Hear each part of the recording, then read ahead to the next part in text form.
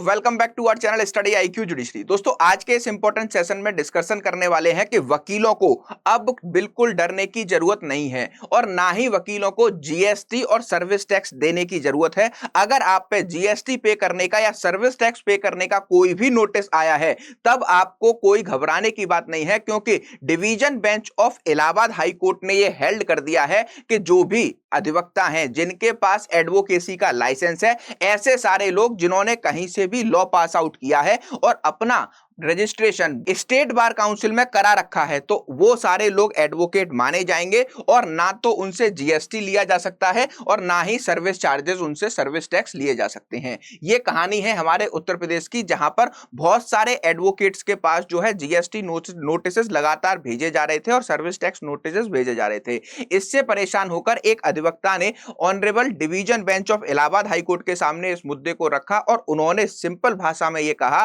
कि सर 2012 के नोटिफिकेशन के अकॉर्डिंग अधिवक्ताओं को जीएसटी से एग्जेम्प्ट किया गया है और सर्विस टैक्स से एग्जेम्प्ट किया गया है। अधिवक्ताओं से जीएसटी और सर्विस टैक्स नहीं वसूला जा सकता, तो बार बार जीएसटी काउंसिल हमें जो है नोटिस क्यों भेज रही है। ये जो है बहुत सारे लोगों पर नोटिस ऑलरेडी सर्व कर दिए गए थे और उसमें जीएसटी काउंसिल का यह कहना था कि जितने भी लोग हैं जो कि प्रैक्टिसिंग एडवोकेट नहीं है उनको इसमें एग्जेम्पशन नहीं मिला है, तो उन सारे लोगों को नोटिस भेजकर हम जो है क्या कर रहे हैं, जीएसटी लेने की कोशिश कर रहे हैं। तो इलाहाबाद हाई कोर्ट के सामने ऐसे ही एक अधिवक्ता ने, जिनको 3,66,000 कुछ रुपए का नोटिस भेजा गया था कि आपकी इतने जीएसटी पेंडिंग है और आपको ऑफिस में आकर जवाब देना है, वो ऑफिस में नहीं गए, डायरेक्ट चले गए इलाहाबाद हाई कोर्ट और डिवीजन बेंच के सामने जब ये मुद्दा रखा गया तो क्या हेल्ड किया हमारे इलाहाबाद हाई कोर्ट के डिवीजन बेंच ने। प्लस दूसरी इंपॉर्टेंट बात कि ये केस उन सारे लोगों के लिए बहुत ज्यादा इंपॉर्टेंट हो जाता है जिनके पास 2012 के बाद से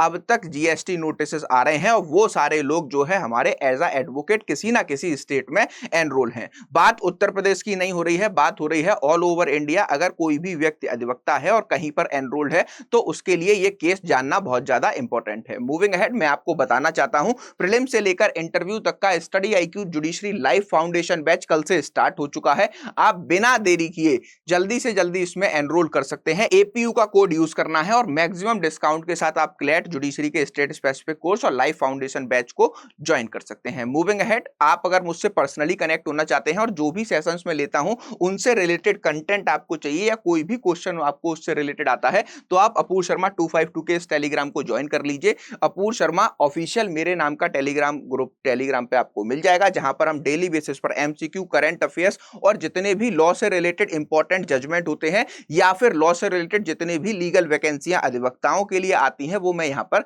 सबसे पहले आपको बताता हूं। अगर आपका लॉ से रिलेटेड कोई पर्सनल सवाल है, आप ग्रुप पे नहीं पूछना चाहते, तो अपूर शर्मा 252 के इंस्टाग्राम पर मुझे फॉलो करके यहां पर सारी चीजें मुझसे डिस्कस कर सकते हैं। चलिए तो शुरू करते हैं आज का सेशन। सबसे पहले केस का नाम है पंकज खरे वर्सेस यूनियन ऑफ इंडिया और ये जो है honourable division bench of Allahabad high court के सामने रखा गया था। इसकी सुनवाई जस्टिस आलोक माथुर वर्सेस जस्टिस ज्योत्सना शर्मा ने की थी। रिट पिटीशन नंबर की बात करें 148 ऑफ 2023 रिट पिटीशन नंबर है। अगर हम बात करते हैं काउंसिल पिटिशनर के काउंसिल की, तो श्री योगेश श्रीवास्तव ने जो है पिटिशनर को रिप्रेजेंट किया है और रेस्पोंडेंट की काउंसिल मतलब जीएसटी और सर्विस टैक्स के काउंसिल की अगर बात करें तो श्री दीपक सेठी ने जो है क्या किया है, इनको रिप्रेजेंट किया है। सबसे पहले कहानी शुरू होती है कि यूपी में हमें देखने को मिलता है कि बहुत सारे एडवोकेट्स के पास पूरी तरीके से जीएसटी नोटिस भेजे जाने लगे और जब एडवोकेट्स ने उनका रिप्लाई किया कि हम तो जीएसटी से एग्जेम्प्ट किए गए हैं। नोटिफिकेशन 20/6/2012 का एक नोटिफिकेशन है जिसमें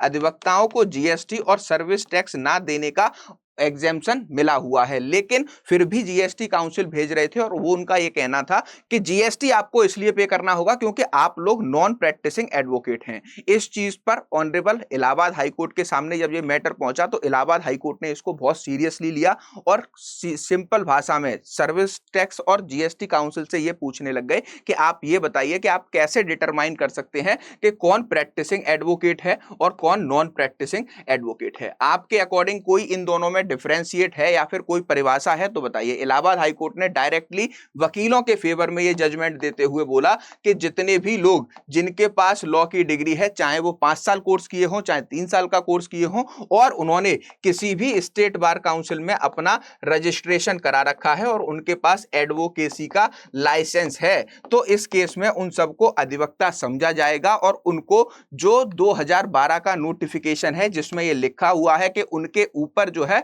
जीएसटी नहीं लगेगी और सर्विस टैक्स नहीं लगेगा, तो उनसे आप जो है कोई भी नोटिस भेजकर नहीं जीएसटी ले सकते हो। दूसरी सबसे इंपॉर्टेंट बात, यहां पर जीएसटी काउंसिल का यह कहना था कि नॉन प्रैक्टिसिंग एडवोकेट्स के पास भेज रहे हैं, तो उस पर जो है इलाहाबाद हाईकोर्ट ने पूरी तरह से टिप्पणी करते हुए उनको फटकार लगाते हुए बोला कि आप ऐसे भेज ही नहीं सकते, और जितने भी नोटिस किसी भी एडवोकेट को भेजे गए हैं इस तर्ज पे कि वो नॉन प्रैक्टिसिंग एडवोकेट है और उनका जीएसटी अभी पेंडिंग है और उनको पे करना पड़ेगा, उन सारे अधिवक्ताओं को भी जो है जीएसटी काउंसिल को यह आदेश दिया है कि आप उनको ऑफिस में नहीं बुला सकते हैं और ना ही उनसे जीएसटी ले सकते हैं। यहां पर जीएसटी कमिश्नर को और जितने भी हमारे सर्विस टैक्स कमिश्नर उस केस में इन्वॉल्व थे, इवन दो सेंट्रल गवर्नमेंट को भी यहां पर उन्होंने ये नोटिफिकेशन इशू किया है और ये बोला है कि इस जजमेंट को पूरी तरीके से यूपी में तो एप्लीकेबल किया जाए और बाहर अगर ऐसा कहीं हो रहा है तो इस चीज का भी ध्यान रखा जाए, और इस जजमेंट का जो है क्या कर सकते हैं, इस जजमेंट का फायदा उठा सकते हैं वो सारे अधिवक्ता जिनके पास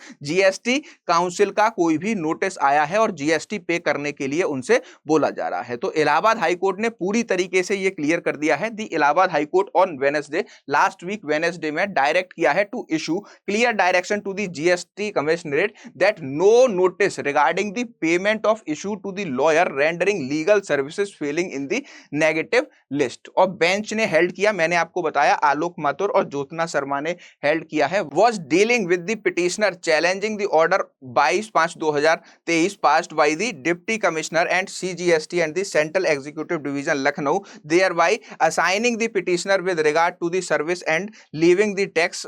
and interest of the tune 3,32,651 रुपए का। ठीक, तो इसके लिए जो भी नोटिस पास किया गया था कमिश्नरेट की डिप्टी कमिश्नरेट लखनऊ के द्वारा, उसको पूरी तरीके से निरस्त करते हुए, जो कि 22/5/2023 को पास किया गया, जिसमें एक अधिवक्ता के ऊपर, ये सिर्फ एक अधिवक्ता की जीएसटी की पेंडिंग सी को देखते हुए उसको इशू किया गया। तो यहां पर इलाहाबाद हाईकोर्ट ने इसको पूरी तरह से डिनाई कर दिया है। अब जितने भी एडवोकेट्स के पास अभी जीएसटी पेंडेंसी का कोई भी नोटिस आया है तो उसको ना तो किसी ऑफिस में जाकर जवाब देने की जरूरत है और ना ही उस जीएसटी को पे करने की जरूरत है, क्योंकि 2012 के नोटिफिकेशन के हिसाब से सारे एडवोकेट्स को सर्विस टैक्स से और जीएसटी से एग्जेम्पशन मिली हुई है। तो कैसा लगा आपको आज का सेशन, और आज का सेशन आप ज्यादा से ज्यादा लोगों के साथ शेयर करिएगा, जिससे कि ज्यादा से ज्यादा एडवोकेट्स जिनके पास जीएसटी और सर्विस टैक्स के नोटिस आए हुए हैं वो इस जजमेंट को इन काउंसिल्स के सामने रख सकें और उन नोटिस का जवाब दे सकें। ऐसे ही इंटरेस्टिंग वीडियोस लेकर मैं स्टडी आईक्यू जुडिशरी पे हमेशा आपके लिए हाजिर रहता हूं। तो मिलते हैं नेक्स्ट वीडियो में, तब तक के लिए आपको एक इंपॉर्टेंट बात ध्यान रखनी है, 12 जून 2023 को हमारा लाइफ फाउंडेशन बैच स्टार्ट हो चुका है। इसकी जो है आज सेकंड क्लास है, और अगर आप इसमें एनरोल करना चाहते हैं तो जल्दी से जल्दी एपीयू का कोड इस्तेमाल करना है और 24,999 में प्रीलिम्स मेंस इंटरव्यू के इस लाइव बैच को आप ज्वाइन कर सकते हैं। मिलते हैं नेक्स्ट वीडियो में। Thank you for watching.